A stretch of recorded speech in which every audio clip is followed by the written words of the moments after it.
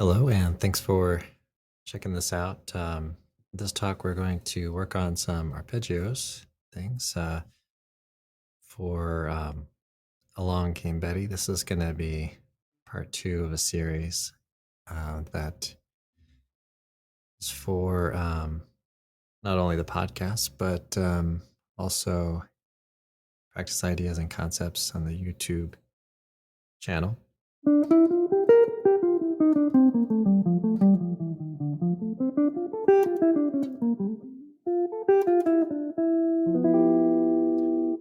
So if you are checking this out um, on the podcast, sure check out the description or visit reference.com.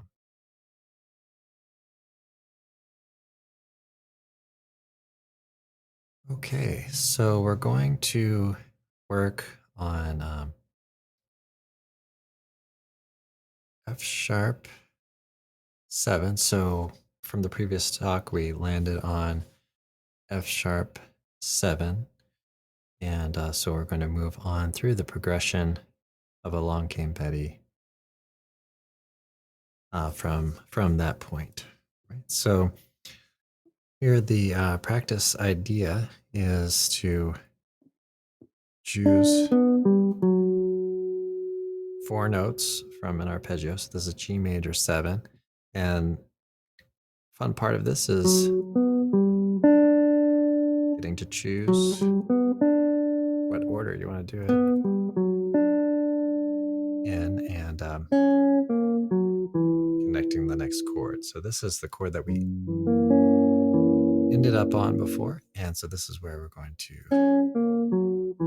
start our talk today.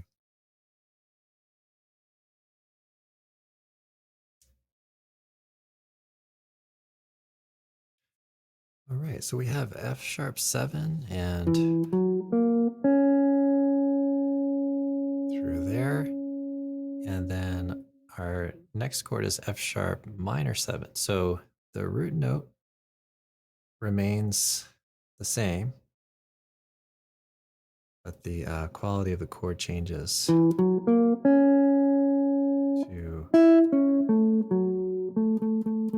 minor. So we have this tone changes. So we choose a few tones here. So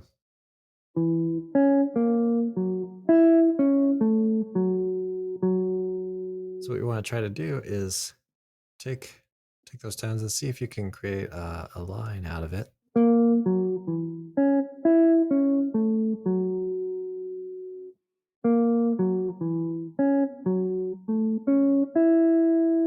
So you might purposely try to make it a little disjointed, or you might try to get some smooth voice leading kind of things happening.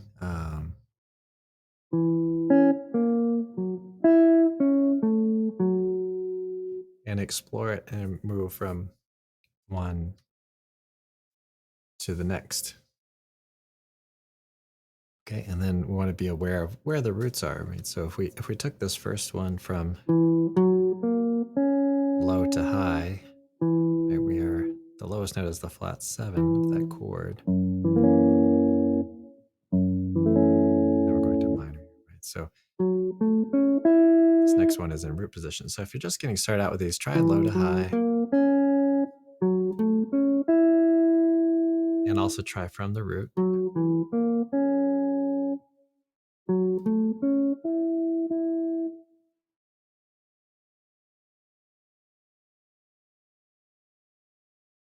All right, now we move from F sharp minor to G minor. Okay. So we have 2 different shapes here that we're working with. So that way that I just played, it kind of connects fairly well. So we take, let's see, this arpeggio, go up, I'm in 4th position, and then maybe land on the highest note from the G minor shape. Now I'm in 3rd position, and get a sense for how that sounds. That could form a pretty good line there. What if we decided to start on this tone of G minor? It's the fifth. So we could say, so that works pretty well too.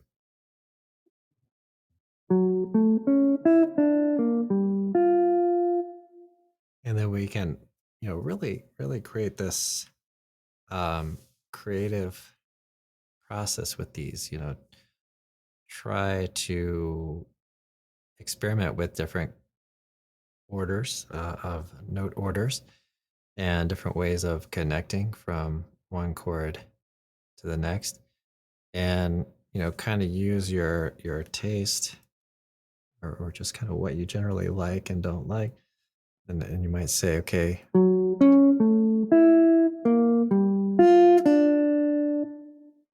maybe you like it or maybe you don't like it. So that one is fairly kind of, the register is just moving around quite a lot. So you might be going for that effect or you might not want that kind of effect. Um, so those are the kinds of decisions you want to try to make with these as you explore them. But you're basically creating a melodic line using these arpeggios.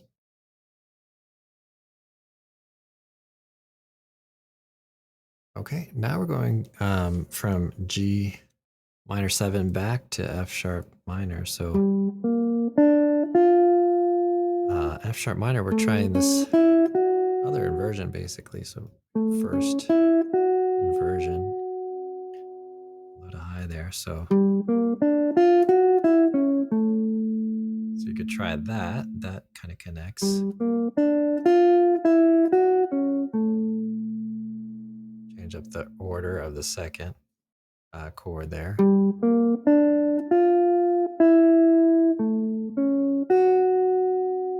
Okay. So a lot of different things that you could kind of do. So, or maybe play. And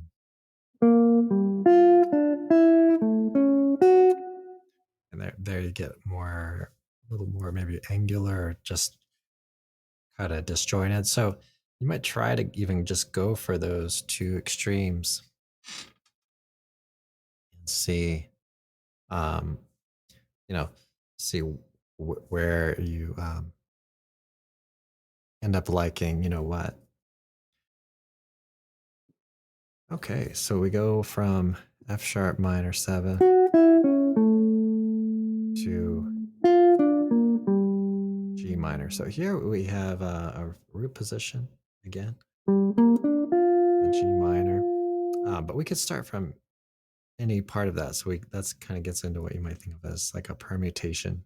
So you take it and say G minor. Okay, this is root position, but you don't necessarily have to start on the root. You could start the third is a good spot.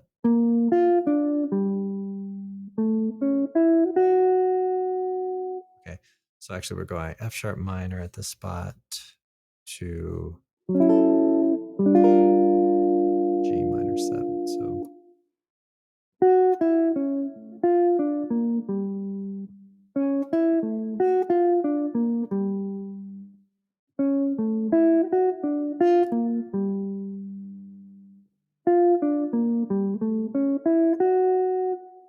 So each one's going to have kind of a different effect. If you're looking for something that kind of moves smoothly, try for stepwise motion to the next chord.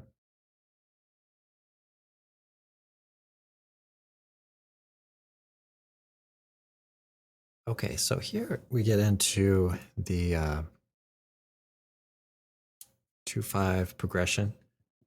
So we had G minor. Now we're going to C7. So we're getting this kind of sound. Right, so we have G minor 7 to C7. So there's a motion that might work well. Or maybe have really, really large leap, right? So there I kind of went from high to low on the G minor arpeggio, and then I went to the very highest note that we have written there on C7. Okay. So that's sort of a contrasting sort of thing.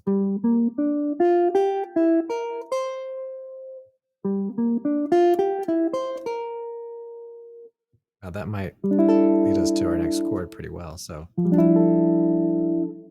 we have to keep that in mind as well. So um,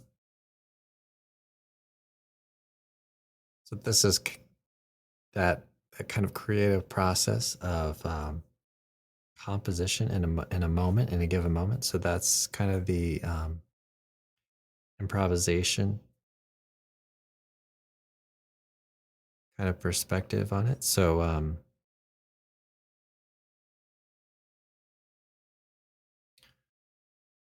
we want to think about all that.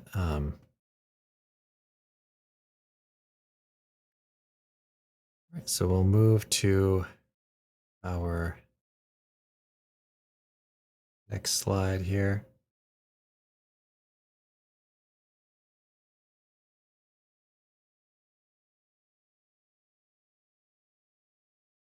So we have the C7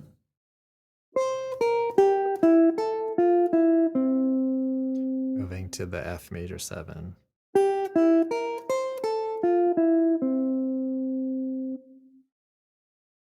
So there are a few different ways you can play through that.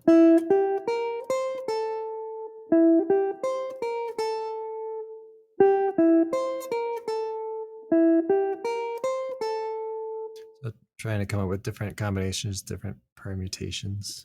And there we have the F major 7.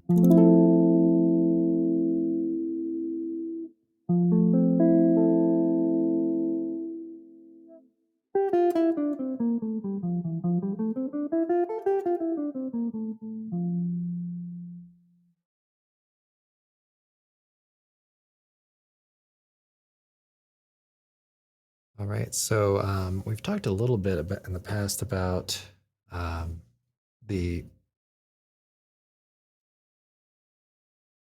flat 7 of the dominant 7th chord moving to the third of, well, either major or minor.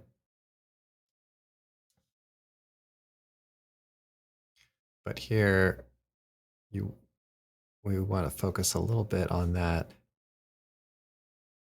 so that flat 7 of the C7 resolving to the third of the F7.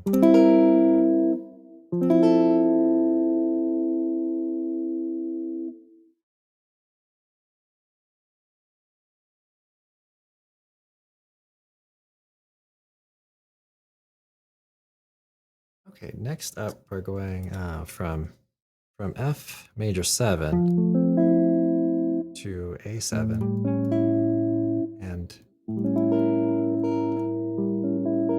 kind of thinking about kind of minor quality to that A7, so 5 of D minor. But we're going to keep the chord itself really pretty basic. So so we're going to have the F major 7 to or A to the A7.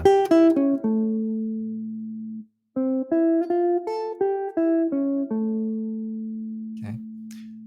So you kind of hear the change there, right? So coming up with different permutations. That's actually where we're headed next, was D minor. So you think of F major 7 here, and then like a 5 of the relative minor. That's just sort of the tonality that we're visiting at this moment.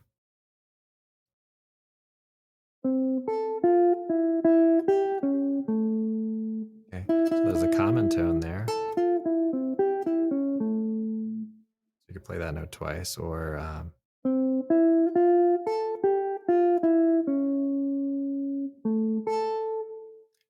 bump that root note up an octave there.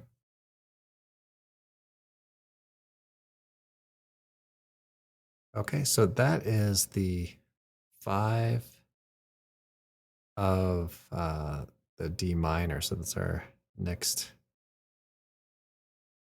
chord here. So we're moving from A7 to D minor. Okay. And I'm mixing these up into different kinds of inversions and things. So be aware of where the root note is, and just listen and think about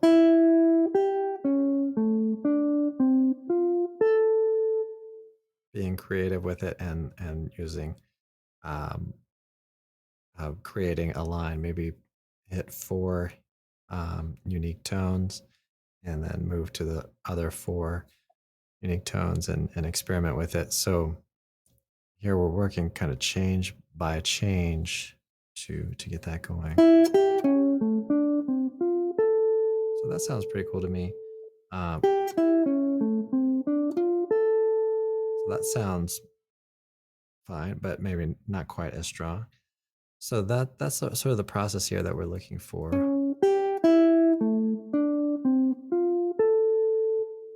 That one's kind of moving larger intervals there, which is kind of a cool sound.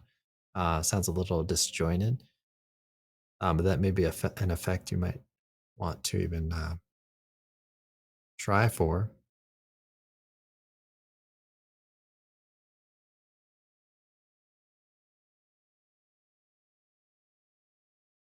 Okay, and then we're going to go for one more chord here.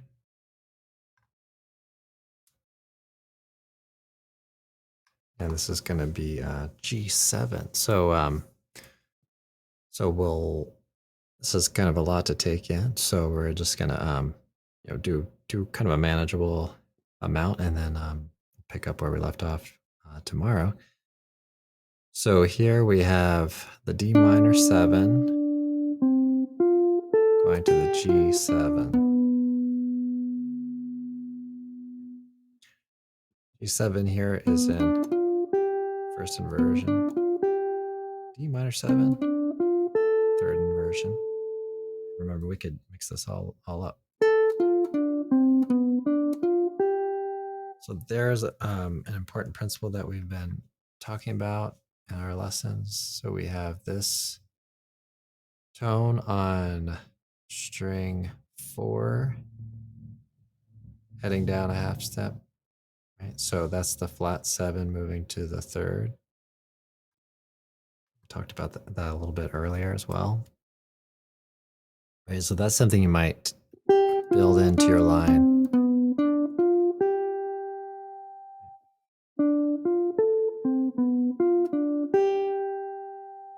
Okay, so you might choose that tone at the very end.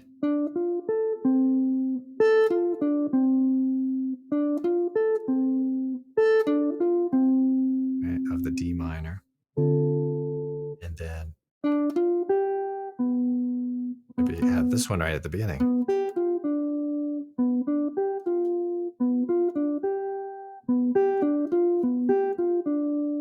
This, just come up with some different permutations of it and then see if you can put them together.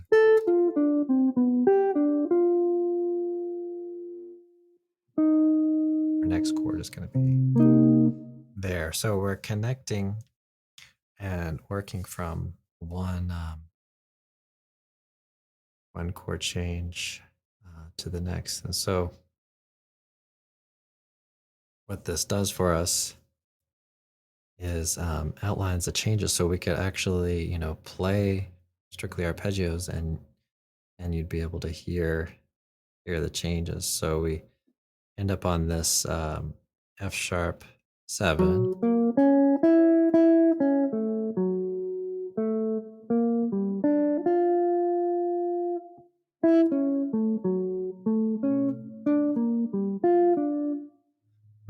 would hear the changes as we go along. So if you play through the tune, say of Along Came Betty,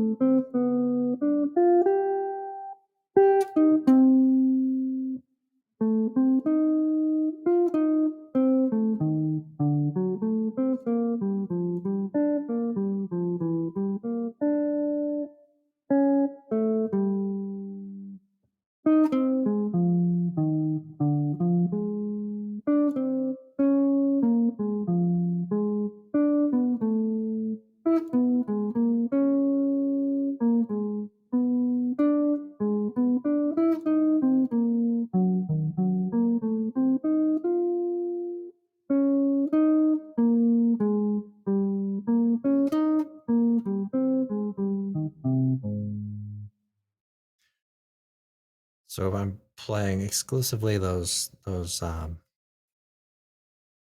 tones, the root, third, fifth, and sevenths of the chord changes, and and you can hear the chords. Even though I'm not playing any chords, I'm playing arpeggios. So this is a pretty cool concept and thing to practice. And then, of course, you could build it out from there. All right, everybody. Well, thanks for checking out this talk, and I will see you all in the next one.